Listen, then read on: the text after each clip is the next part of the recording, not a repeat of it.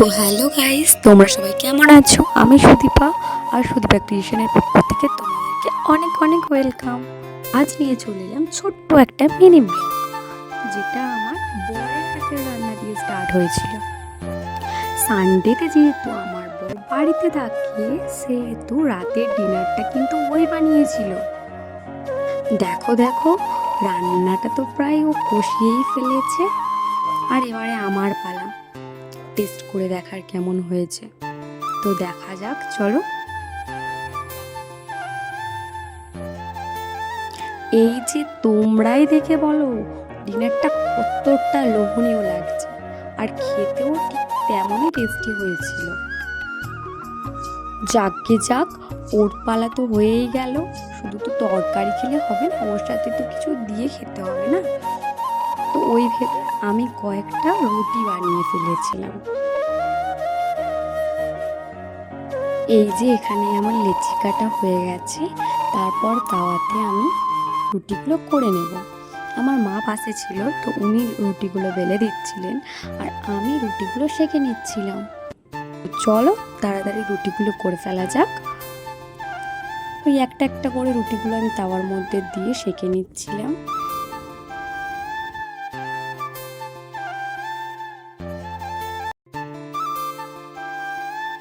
তো এই দেখো, এখানে আমার গরম গরম ফুলকো ফুলকো রুটি রেডি হয়ে গেছে।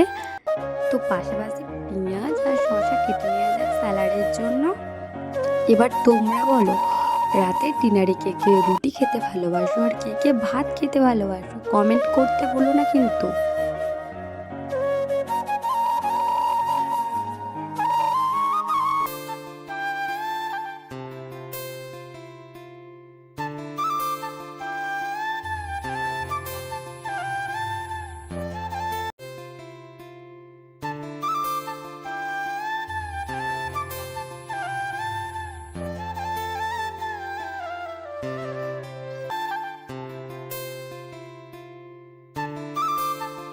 তোমাদের সাথে গল্প করতে করতে আমার রুটি শাঁকা প্রায় শেষ হয়ে গেছে।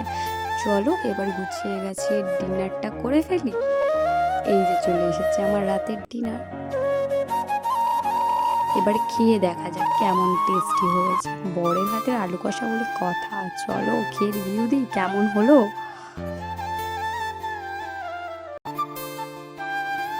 দেখো, নিশ্চয়ই আমার মুখের এক্সপ্রেশন দেখে তোমাদের আর বলতে হবে না যে তরকারিটা কেমন হয়েছে। তরকারিটা কিন্তু সেরা সেরা ছিল।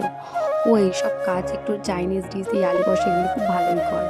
তো আমার ছোট্ট মিনি ব্লগটা তোমাদের কেমন লাগলো? লাইক কমেন্ট শেয়ার করতে ভুলো না। টাটা।